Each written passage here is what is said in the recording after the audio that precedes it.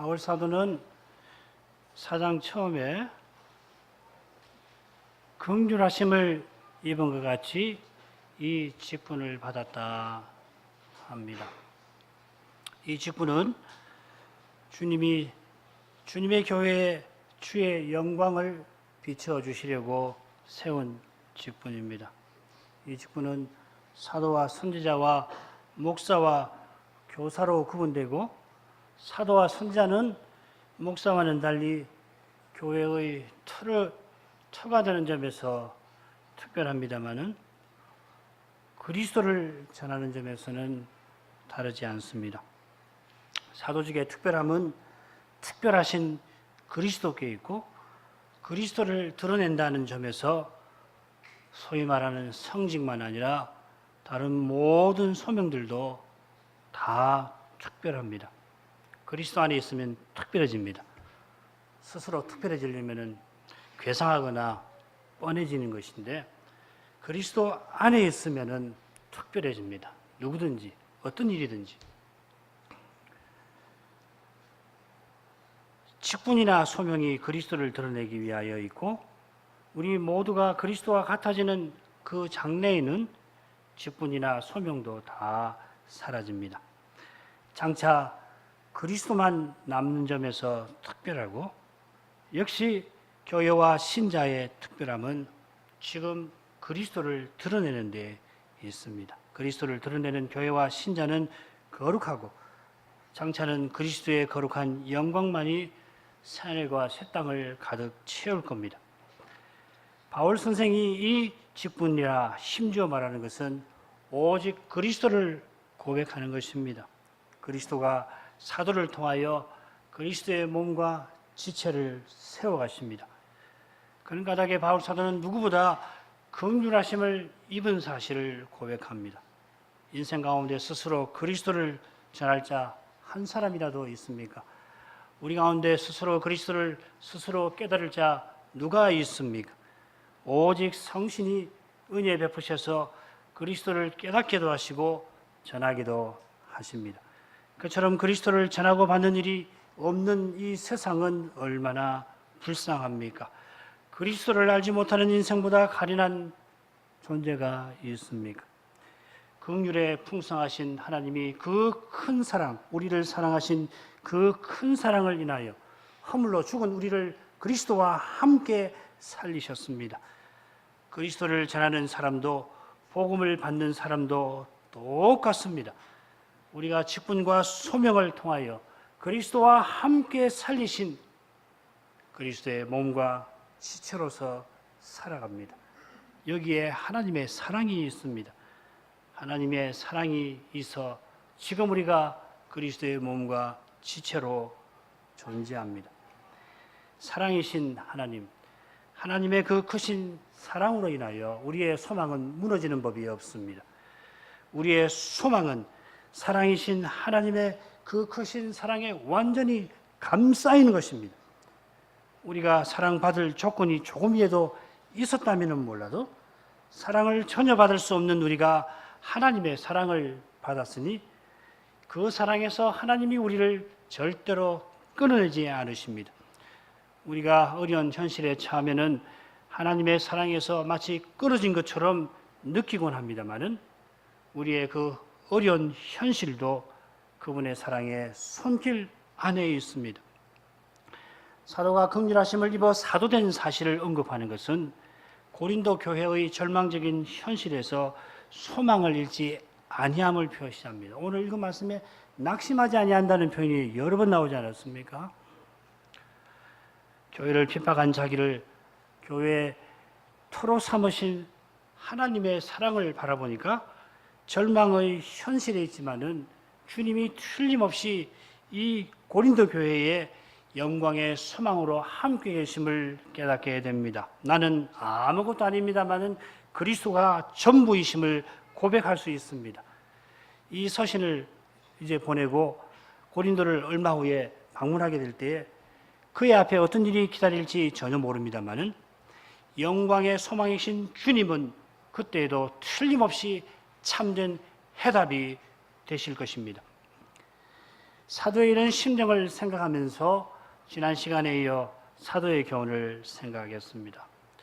우리가 지난 시간에 복음의 직분이라 고린도서 4장 1절부터 6절에서 처음 두 부분 1절부터 4절까지를 살폈고 오늘 함께 살필 부분은 5절과 6절이 됩니다. 줄거리는 참조하십시오.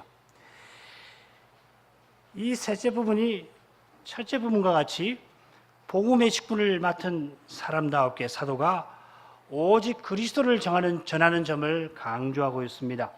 하나님 말씀을 순수하게 전하는 사람은 오직 그리스도를 전합니다. 이는 오직 그리스도를 통하여 하나님을 안다 하는 뜻입니다. 그리스도를 통하여 하나님을 안다는 것은 영원한 대제사장을 통해서 하나님을 가까이 한다는 뜻이고 그리스도처럼 하나님을 사랑한다는 뜻입니다. 하나님을 예배하고 사랑하는 사실을 떠나서 하나님을 아는 참된 지식은 얻을 수 없습니다. 하나님을 많이 아는 것 같은데 하나님을 별로 사랑하지 아니한다면 그것은 이상한 일입니다. 하나님을 예배하는 사람이 하나님을 아는 것은 하나님이 예배에서 사랑의 영광을 비추어 주시는 까닭입니다. 이것이 오늘 살필 본문에서 중요한 주제일 것입니다. 이 부분이 첫째 부분과 같은 주제를 담고 있다 말씀을 드렸습니다만은 첫째 부분 보시면 사도는 2절에서 오직 진리를 드러내므로 하나님 앞에서 각 사람의 양심에 대하여 스스로 천거한다 했는데 여기서도 우리가 우리를 전파하는 것이 아니라 그리스도 예수의 주되심을 전파한다 하였습니다.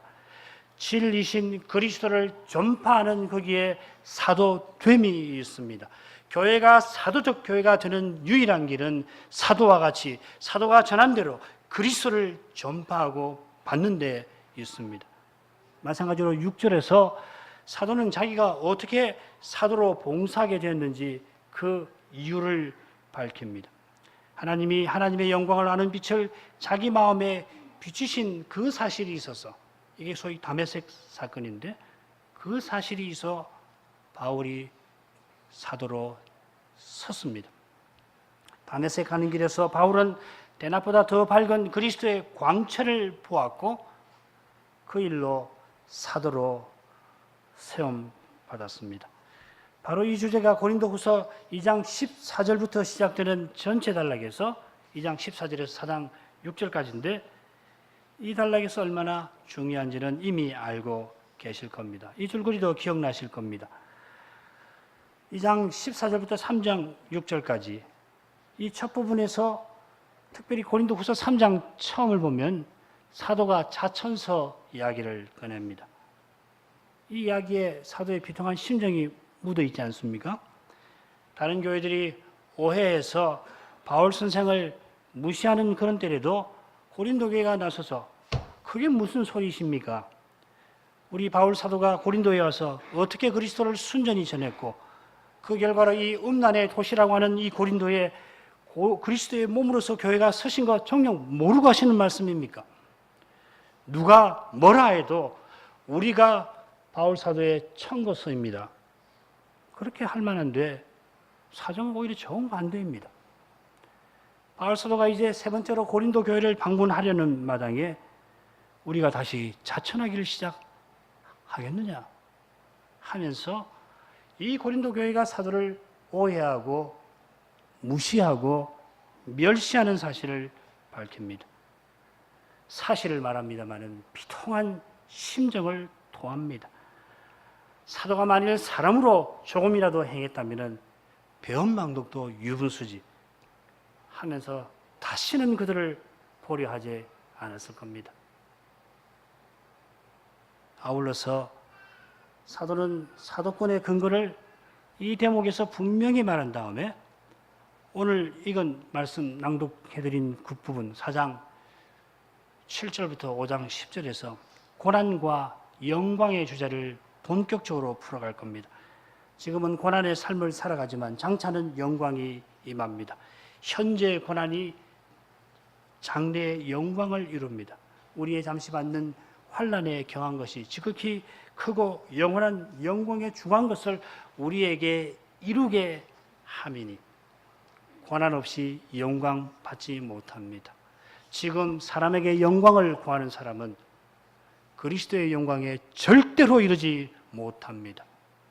바로 이 주제가 고린도후서 6장 1절부터 10절까지에 다시 등장할 것입니다. 사도권의 주제를 다루는 2장 14절부터 7절 4절까지 한번 댁에 돌아가셔서 이 줄거리를 놓고서 한번 쭉 읽어보시면은 사도가 얼마나 정교하게 교훈을 베풀어가고 있는지 짐작하실 것입니다. 적당한 기회에 이 줄거리에 대한 자세한 요지를 설명해 드릴 겁니다. 이런 전체적인 줄거리 위에서 이제 본문으로 5절을 읽겠습니다. 우리가 우리를 전파하는 것이 아니라 오직 그리스도 예수의 주 되신 것과 예수를 위하여 우리가 너희의 종된 것을 전파함이라. 사도는 5절에서 우리가 전파하노라 하지 않고 우리가 전파함이라 합니다. 오늘날은 우리 한국민의 언어 생활에 잘 안 사용하지 않는 표현인데 함이라 하는 것은 앞선 내용의 근거나 이유를 밝힐 때 그렇습니다. 오늘날은 미국식이 돼가지고 왜냐하면 이러하기 때문입니다. 이런 식으로 죄다 문장을 구사하는데 그건 영어가 들어온 다음에 쓰는 거고 원래는 이는 이러함이라 이렇게 표현을 했습니다. 우리 한글 개역에 그 표현법이 남아 있습니다. 앞서서 내가 그렇게 말한 것은 우리가 그리스도를 전파한 까닭이라 하는 것입니다. 가령 내가 각 사람의 양심에 대해서 스스로 청구한다고 했는데 내가 떳떳하다, 내가 사도이다, 누구에든지 사도로서 봉사했다고 말하는데 그렇게 청구하는 근거가 5절인 것입니다. 사도가 사도인 것은 자기를 전파하지 않고 그리스도를 전파하는 까닭입니다. 너무도 당연한 말 같은데 사도가 우리가 우리를 전파하는 게 아니라 하였습니다. 그럴 만한 이유가 있습니다. 이미 고린도 교회에 거짓 사도들이 침입해서 자기를 전파하는 사실을 우리는 알고 있습니다. 이 부분을 쓰실 때에 바울 사도가 이 부분을 쓰실 때 그 사실을 알았는지 확인할 길은 없습니다만은 처음에 이 대목을 쓰다가 나중에서 거짓 사도가 고린도 교회를 침입한 사실을 알고서는 이 부분을 가필했을 가능성이 얼마든지 있습니다. 중요한 것은 사도 시대만 아니라 그 이후 교회사 내내 이런 고약한 일이 있고 지금도 그런 일이 너무도 많습니다. 오늘날 이렇게 고약한 일을 소위 역사적 예술을 연구한다는 신학자들에게서 발견할 수 있습니다. 그들 가운데 유명한 한 학자가 말한 것입니다만은 이 역사에서 인류 역사에서 실제 하였던 인간 예술을 주장하는 신학자들이 실은 자기가 이루고자 하는 이념을 이야기했다는 겁니다. 혁명가 예술을 실제로 존재했던 예수는 혁명가였다 말하는 사람은 자기가 사회 혁명을 원하기 때문이고 도덕 선생 예술을 말하는 사람은 도덕적 갱신을 원하기 때문이라 하는 겁니다. 흥미로운 것은 이 뛰어난 통찰을 말한 그 학자 역시도 자기 이념에 안경을 끼고서 복음서를 본 다음에 예수는 실패했다고 말하고 예수가 실패한 그 일을 자기가 이루려 했습니다. 잘 아시는 대로 의사가 되어서 아프리카에 가서 적도의 성자라고 불렸습니다. 학문적 성취든지 복음 장사꾼이든지 혹은 입에 담기도 부끄러운 동기든지 무릇 성신을 의지하지 아니하면 누구든지 예수를 전하면서 자기를 전하지 않을 수 없을 겁니다. 그처럼 그리스도를 참으로 전하는 목사라고 할지라도 겸손히 성신을 의지하지 아니하면 얼마든지 잘못될 수 있음을 기억해야 합니다. 사도가 고백한 대로 긍휼하심을 입은 사실을 명심해야 합니다. 내가 아무것도 아님을 기꺼이 고백해야 합니다. 나는 그리스도 전할 자격이 전혀 없는 사람임을 잊어버리면 있는 그 즉시로 그리스도를 제대로 전하지 못하게 될 것입니다. 사도는 그리스도 예수의 주되심을 전했습니다. 이것이 전도, 즉 설교, 강설의 핵심입니다. 강설은 무릇, 강설은 그리스도를 전하는 겁니다. 윤리 가르치는 것도 아니고 세계관 강의하는 것도 아니고 상식을 교인들에게 주지시키는 것도 더더군다나 아니며 처세술을 알려주는 것은 말할 가치도 없습니다. 아무리 고상한 윤리라도 강설 설교의 주제는 될 수 없습니다. 오직 그리스도 윤리를 가르칠 수 있고 배워야 할 겁니다. 그리스도 윤리는 사람의 지혜와 힘으로 예수를 모방하는 것과 전혀 다릅니다. 그리스도 윤리는 그리스도를 믿는 것과 사실상 하나입니다. 우리가 믿음으로 그리스도와 연합되는 것이라고 고백하는데 그리스도와 연합되었으니 그리스도를 드러내는 겁니다. 그리스도를 드러냄, 그리스도의 생명을 살아내는 이것이 그리스도의 윤리입니다. 이만큼 그리스도를 이론적으로 배운 다음에 배운 그 예수를 그리스도를 내 힘으로 모방해서 사는 것이 아니라 매주일 그리스도의 영광을 뵙고 그분의 형상으로 변화되는 겁니다. 바뀌어야 하는 겁니다. 변화되어야 하는 겁니다. 변화하려고 하시면 안 됩니다. 그러면은 반드시 문제가 생길 거예요. 변화되어야 하는 겁니다. 내가 변화할 수 없다는 걸 알고 변화되는 거예요. 받는 겁니다. 은혜는 받는 거지 쟁취하는 거 아니에요. 쌓는 것은 주님 하시는 일입니다. 우리 쌓는 거 하는 거 아닙니다. 쌓으려고 하지 마십시오. 예배당 쌓고 교단 쌓고 무슨 이론체계 쌓고 아닙니다. 성전사는 예수 하나님이 하십니다. 성전사는 뜨인돌 그리스도로만 세워집니다. 그분이 세웁니다. 그분 없는 신학체계 소용없습니다. 그분 없는 교단 필요 없습니다. 그분 계시지 않는 교회단 필요 없습니다.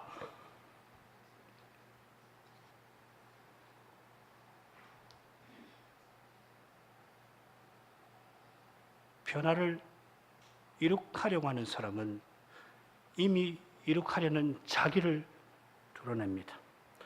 겉보기에는 누구보다 성경 잘 아는 것 같고 교리 잘 깨닫는 것 같습니다마는 그 지식으로 자기 자랑할 겁니다. 입으로 겸양을 말하면서 누구보다 교만한 태도를 취하는 사람처럼 그리스도를 말하면서 자기를 내세우는 겁니다. 그 윗선을 보는 자녀, 아내, 남편, 친구는 좌절합니다. 소망 사라져버립니다.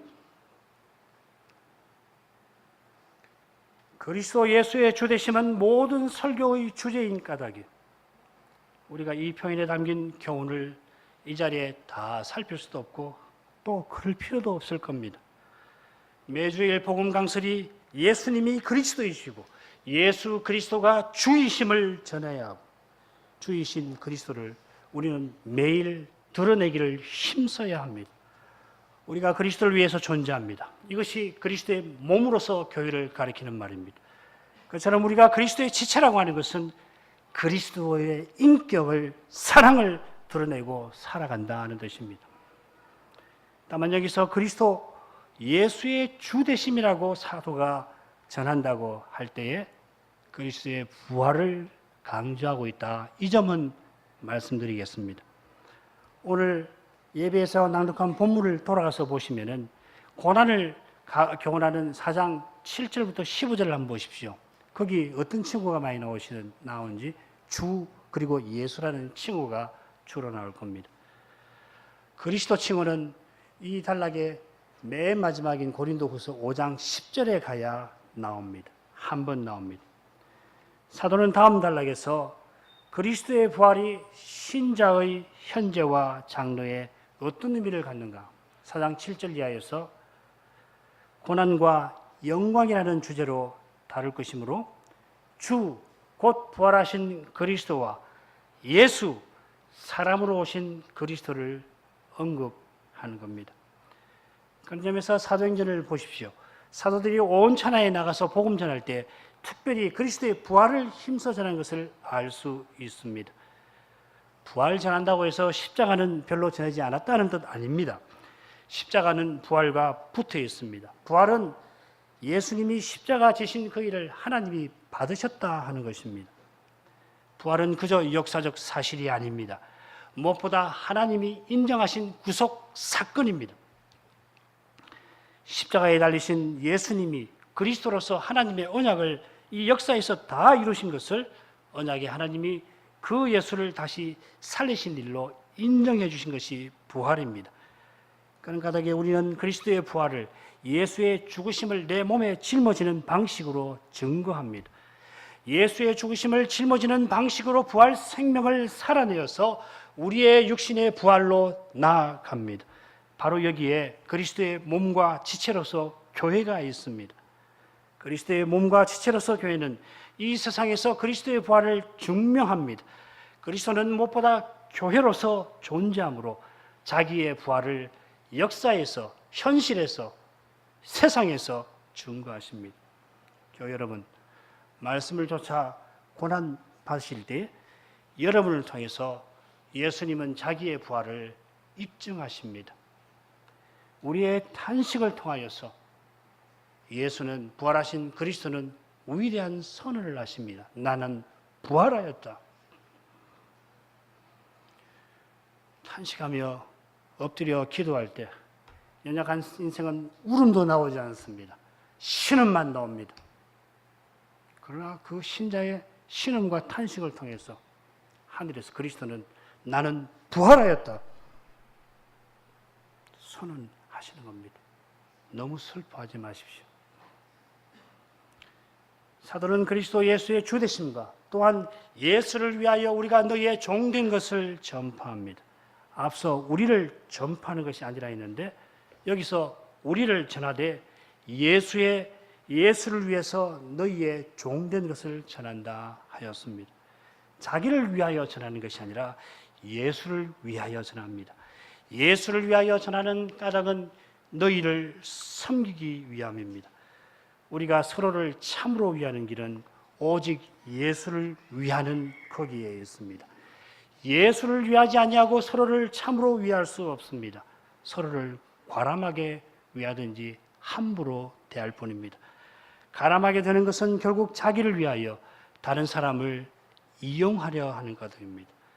이런 태도에서 시편 12편에서 말하는 아첨이 나옵니다. 진리이신 주님을 위하는 사람만이 거짓을 말하지 아니하여서 다른 일을 참으로 위하게 됩니다. 왜 거짓을 말합니까? 왜 아첨합니까? 왜 두 마음 품고서 유리하면 이 편으로 어느 쪽이 유리한가 늘 재고 눈치나 보고 그렇게 삽니까? 진리이신 그리스도를 붙잡지 않으니까 그래요. 복잡한 거 아닙니다. 주님께 다 맡기면 되는데 안 맡기니까 자기가 뭘 해보려고 그러니까 그리고 꾀를 동원하고 힘을 동원하고 눈치나 보고 그러는 거 아니에요. 뭐가 더 유리할까? 내게 뭐가 더 유리할까? 그러니까 남을 위한다는 것가 처음 아첨이라고. 신자는 서로를 직접 대하지 않습니다. 반드시 그리스도를 모시고 대합니다. 이게 신자입니다. 그리스도를 중심에 모시고 서로를 높입니다. 그런 심정에서 사도가 우리가 너희의 종된 것을 말하는 것입니다. 사도는 선지자와 더불어서 교회의 터가 되시는 분입니다. 사도의 교리가 얼마나 높은지 여기서 심장하고 남음이 있는데 한번 보십시다. 고린도전서 7장 25절 제가 한번 읽어보겠습니다.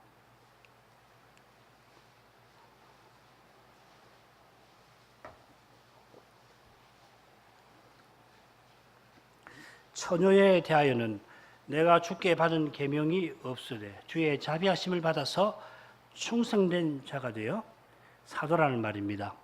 주님의 은혜를 받아서 사도로서 봉사하게 되었다는 말이고 사도가 되어 의견을 구하노니 얼른 읽으면은 이 처녀의 혼인과 관련된 문제는 사도가 그저 참고하실 만한 자기의 개인적인 의견을 말하는 것 같습니다만 그런 뜻 아닙니다.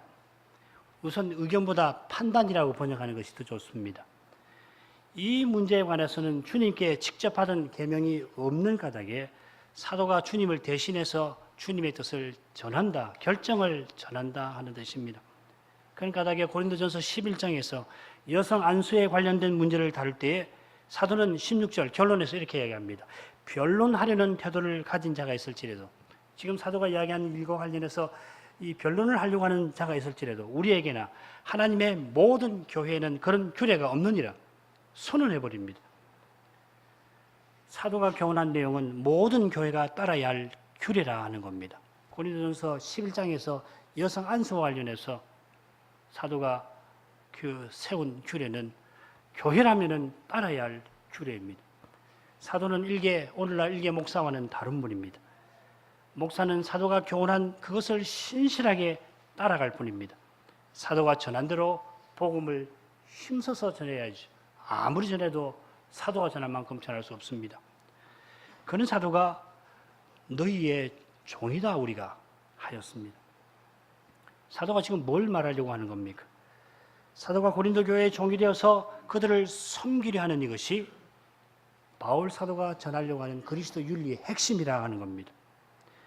여기에 사도가 그리스도 예수를 주라고 자기가 전하는 실증이 있다는 겁니다. 예수님이 내가 섬김 받으러 온 것이 아니라 섬기러 왔다 하시고 심지어 내 목숨을 너희에게 대속물로 준다 하셨는데 예수님이 부활하신 것을 전하는 사도도 예수의 죽으심을 자기 몸에 짊어지고서 고린도 교회를 섬깁니다. 고린도 교인들이 사도를 감히 판단하는데도 그런 그들을 향하여서 사랑을, 생명을 쏟아냅니다. 사도가 그렇게 했다면 다른 직분자들은 말할 게 없습니다. 무릇 신자는 예수의 죽으심을 자기 몸에 짊어지고 섬겨야 소명을 이룹니다. 내가 예수님처럼 섬기지 아니하고 아내나 자녀가 믿음의 길을 잘 걷기를 바라는 것은 실로 가혹한 것입니다. 내가 못나도 주님이 아내나 자녀나 남편이나 혹은 부모를 사랑하셔서 믿음의 길로 걷게 하실 것입니다마는 주님을 드러내지 못하는 아버지와 어머니는 자녀들에게 큰 장애됩니다. 직장에서 신자답게 처신하지 아니하는 그 행위가 동료들에게 어떤 장애가 될지 모릅니다. 제가 한번 TV를 보다가 어떤 사람이 나이 많아 홀로 산에서 사는데 대인 기피증 때문에 산다는 거예요. 그러면서 하는 말이 어릴 적에 성탄절이 되어가지고서 못 먹을 때니까 예배당에 가서 빵을 얻어 먹으려고 한 번 먹고 또 한 번 먹으려고 했더니 그만 그 교인이 거지라고 하면서 그렇게 모욕하는 말을 들은 것, 그 상처받은 것을 그 나이 많아가지고서 이야기하는 것 들었습니다. 그 교인 탓하려고 이런 말씀 드리는 거 아닙니다. 우리가 평생 살면서 얼마나 많은 죄를 짓고 살고 그 죄가 어떤 결과를 내놓았을까 생각할수록 끔찍하여서 회개하며 주님의 공로만을 의지하게 됩니다마는 참으로 주님의 공로를 의지하는 신자는 사람으로 행치 아니하려고 주의하고 또 주의하지 않을 수 없는 것입니다. 이만큼 살았으면은 참 죄 많이 지었는데 남은 세월 또 죄 지어야 되잖아요. 내 죄가 얼마나 많은 끔찍한 결과를 냈나 생각하면 절대로 죄 지을 수 없는데도 날마다 죄 짓잖아요. 회개하는 것밖에 없지만 참 사람으로 행하지 않으려고 주의하고 또 주의하지 않을 수 없습니다. 날마다 자기를 부인하지 않을 수가 없습니다. 그렇게 하지 않으면 주님 위한다고 해놓고서 완전히 자기 영광을 취하는 길로 가면서도 자기만 몰라요.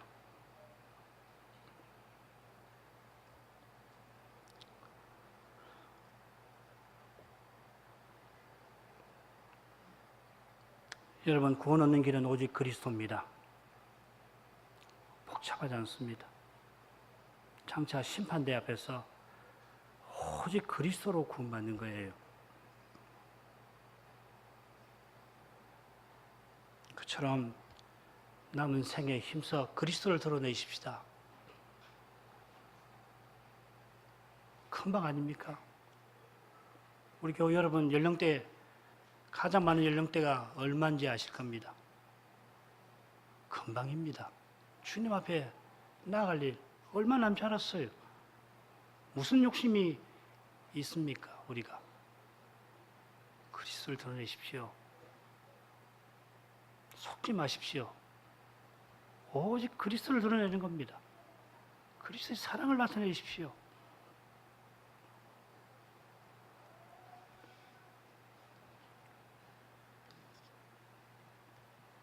주님만을 꼭 의지하고 사시기를 당부드립니다.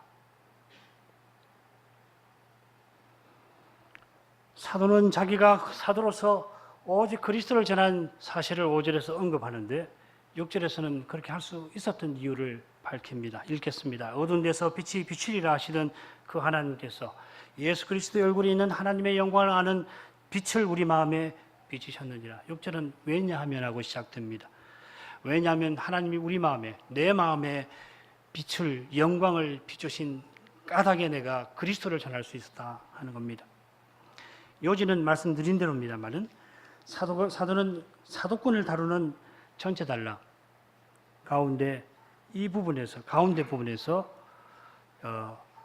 그러니까 5장 11절부터 21절에서 다룰 주제를 위해서 여기에서 복선을 깔아놓고 있습니다. 사도가 그리스도를 전할 때 이 복음을 받은 사람은 누구든지 그리스도 안에 있고 새로운 피조물인데 5장 17절이죠. 이 새로운 창조의 위대한 일을 태초에 창조하신 그분이 행하시는 것입니다. 새로운 창조는 하나님이 살아계시는, 함께 계시는 성전을 세우는 일인데 그 주제가 전체 단락 결론 6장 17절부터 20절에 특별히 나옵니다. 우리가 매번 짧은 단락을 다루어야 할 만큼 사도의 교훈은 깊습니다마는 깊은 강 아래 저류가 일관되게 흐르듯이 깊은 교훈들은 긴밀히 연락되어 있습니다. 다른 말로 하면 사도의 서신을 읽고 또 읽으시길 바랍니다.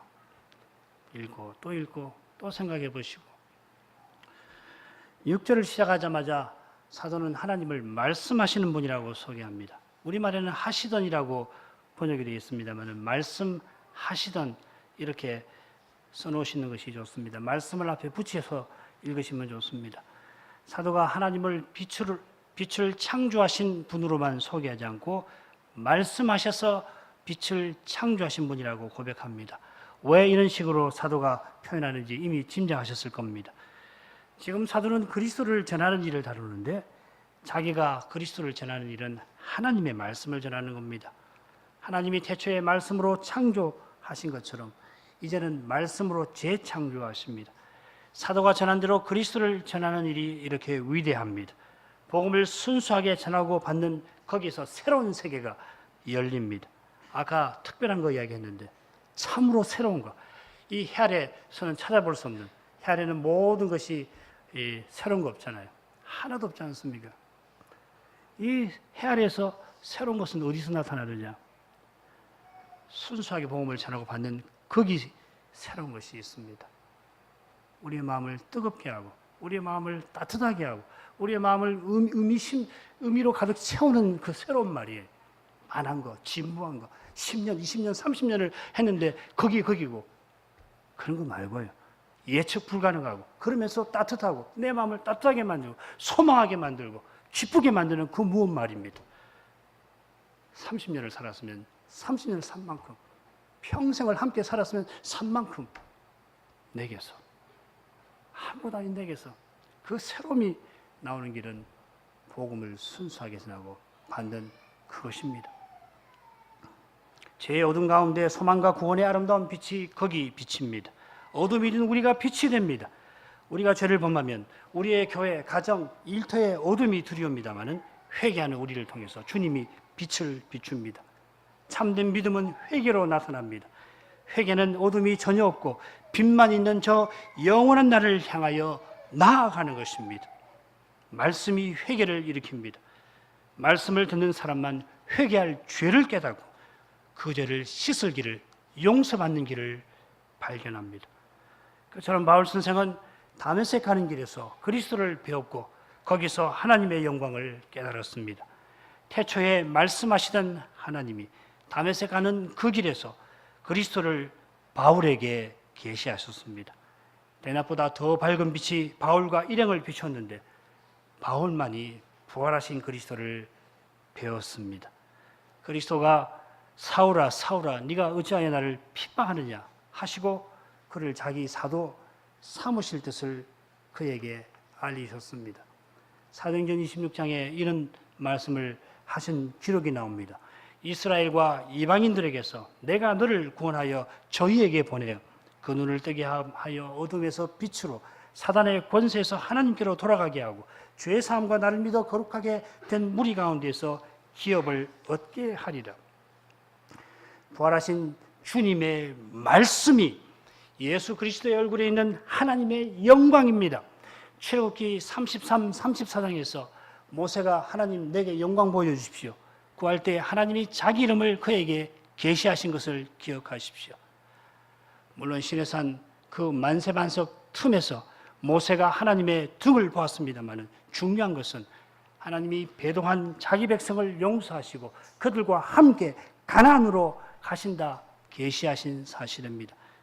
그처럼 다메섹 가는 길에서 교회를 핍박하던 청년 바울이 대낮보다 밝은 빛 가운데서 부활하신 주님을 배웠을 때 하나님이 이스라엘만 아니라 이방인도 구원하신다는 것, 어둠에서 빛으로 옮기신다는 것, 사단의 권세에서 하나님께로 돌아가게 하신다는 것, 죄 사함과 거룩한 무리 성도 가운데 기업을 얻게 하신다는 사실을 계시로 받았습니다. 이 계시가 예수 그리스도의 얼굴에 있는 하나님의 영광입니다. 그처럼 사울아 사울아 네가 어찌하여 나를 핍박하느냐 그 말씀에서 사도는 바울은 교회를 가리켜 나라고 말씀하시는 그리스도를 깨우칩니다. 청년 바울은 그리스도의 교회를 핍박하러 다메섹으로 가는 중이었는데 그런 그에게 왜 나를 핍박하느냐 하셨습니다. 이 말씀에서 바울 사도는 그리스도의 몸과 지체로서 교회의 머리이신 그리스도를 알게 되었습니다. 이것이 우리 개혁교회가 늘 고백하는 그리스도와의 연합입니다. 이 신비한 연합에서 바울은 교회를 통하여 핍박받으시는 그리스도를 알게 되었습니다. 이런 교훈을 바리새인인 청년 바울이 하나님의 계시 아니고서 어떻게 알게 됐겠습니까? 최근에 유튜브라고 하는 동영상을 보니까 유대교 라피들이 이사야서 53장을 회당에서 읽지 못하게 하고 그래서 길거리에서 만나는 대부분의 유대인들이 53장을 들어도 그게 이사야서에 있는지를 모르는 것을 보았습니다. 그러나 청년 바울이 이사야 53장을 틀림없이 외우고 있었을지라도 자기가 바라던 정치적 메시아가 고난 받는 사실은 꿈에도 생각 못했을 겁니다. 게다가 지금 자기 눈앞에 계시는 저 영광의 주님이 교회를 통해서 핍박받고 있다는 사실, 그걸 들었습니다. 하나님의 계시 아니고서 어떻게 이런 거룩한 교훈을 알았겠습니까? 사도의 서신을 읽는 신약교회라도 성신으로 아니하면은 어찌하여 나를 핍박하느냐 하시는 주님의 말씀을 듣고서도 그리스도와 함께 고난받아서 그리스도와 함께 영광에 나간다는 이 사도의 교훈을 읽으면서도 고난의 길 걷지 않으려 할 겁니다. 사람에게 영광을 구하는 사람은 그리스도 얼굴에 있는 하나님의 영광은 알 길이 없습니다. 다메섹 가는 길에서 받은 그 계시가 고린도 후서에도 기록되어 있습니다. 조금 전에 사도권에 관한 이 단락의 줄거리를 살폈습니다마는 가령 현재 고난을 다루는 고린도서 4장 후반부나 6장 전반부를 보시면 어찌하여 나를 핍박하느냐 이 주님의 계시의 해설임을 아시게 될 겁니다. 그처럼 길에서 대낮보다 밝은 빛 가운데서 그 말씀을 듣고 주님 누구십니까? 하고 바울이 묻자 나는 네가 핍박하는 예수니라 하고서 영광의 주님이 대답해 주셔서 바울은 십자가에 달리신 인간 예수가 곧 부활하신 그리스도 주님이심을 그의 모든 서신에서 전할 수 있었고 온 천하에 나가서 이 예수가 그리스도라고 전할 수 있었습니다. 오늘날 강단에서 그리스도의 복음이 순수하게 전해지면 다메섹에서 바울이 만났던 그 영광의 주님이 주님의 영광을 우리 마음에 비추어 주십니다. 강설마다 십자가에 나타난 하나님의 사랑을 전해야 합니다. 십자가를 전하니 자연히 우리의 많은 죄가 드러납니다. 우리 마음에 오직 그리스도, 이 고백이 메아리칩니다. 우리 마음이 겸손히 주님을 바라봅니다. 주님이 주님을 바라는 우리들어 내 능력이 너의 연약한 것을 통하여 드러난다 말씀하십니다. 절망의 현실 앞에서 성신이 우리 안에 계시는, 교회에 계시는 이 사실에서 이 같은 소망을 품게 하십니다. 예수님이 영광의 소망으로 우리 가운데 지금 계심을 알려주시고 장차 그 주님과 우리가 같아지게 될 일을 끊임없이 소망하게 하십니다. 주님과 같아지게 하실 그날에 지금 우리가 어찌해야 할 바를 알지 못하는 그 모든 문제가 다 해결되어 있을 것입니다. 눈앞의 현실이 얼마나 복잡한지, 장차 어떻게 해결되어 갈지 짐작도 되지 아니합니다만, 그러나 주님이 나를 사랑하시는 사실을, 그 사실은 더욱 분명해집니다. 복음 광설에서 내 죄를 깨달을수록 주님이 주님의 사랑에서 나를 절대로 끊어내지 아니하실 것을 보게 해주십니다. 고난의 현실이 더욱 심해지는데 마음은 오히려 평안해집니다. 울지 않을 수 없는데도 기쁨이 일어납니다. 주님이 너의 십자가를 지고 나를 따르라 하시니 주님 나가신 하늘에 기꺼이 나아갑니다. 주님의 거룩한 영광이 고난의 길을 걷는 주님의 몸과 지체를 통하여 나타납니다. 애통하는 신자의 얼굴에 십자가 달리신 예수의 얼굴이 희미하게 보입니다. 그 모습 뒤로 부활하신 주님의 영광이 번집니다. 그 영광이 슬픈 마음에 기쁨이 번지게 합니다. 고난의 현실 한가운데서 말씀을 순수하게 전하고 받는 주님의 교회가 존재합니다. 기도하십시다. 거룩하신 아버지, 다메섹 가는 길에 대낮보다 환한 빛 가운데서 부활하신 그리스도를 청년 사울에게 계시하셔서 교회를 핍박하러 가던 그가 동족들에게 예수는 그리스도라 전하게 하셨고, 이후로 온 천하를 다니며 그리스도 예수의 주되심을 전함으로 주님의 교회를 세우게 하셨습니다. 사도는 세상을 벌써 떠났지만 그가 받은 계시가 성경에 기록되었고, 그 계시가 매주일 강단에서 해명될 때 청년 바울을 만나 주셨던 그 그리스도의 영광이 저희 마음에 비치게 하십니다. 그 사랑의 영광이 저희를 주님의 몸과 지체로 서나가게 하십니다. 이 영광을 볼 수 있도록 성신님이여 복음만이 강단들에서 순수하게 전파되고 순전하게 받아지게 하여 주옵소서. 예수 이름으로 기도합니다. 아멘.